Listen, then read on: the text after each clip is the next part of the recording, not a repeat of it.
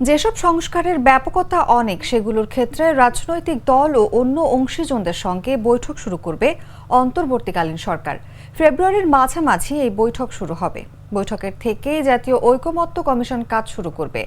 এছাড়া সংস্কারের জন্য গঠিত কমিশনগুলোর প্রতিবেদনকে দুই ভাগে ভাগ করা হবে, যার এক ভাগে আশু সংস্কার এবং অন্য ভাগে থাকবে কাঠামোগত সংস্কার।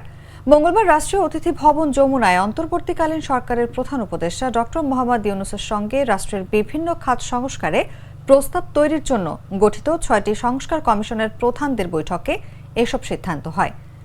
বৈঠকের সিদ্ধান্ত অনুযায়ী আগামী ৮ ফেব্রুয়ারি অন্তর্বর্তীকালীন সরকারের ৬ মাস পূর্তির দিন ৬টি সংস্কার কমিশনের পূর্ণাঙ্গ রিপোর্ট প্রকাশ করা হবে এবং সংস্কার কমিশনগুলো সরকারকে করণীয় জানাবে।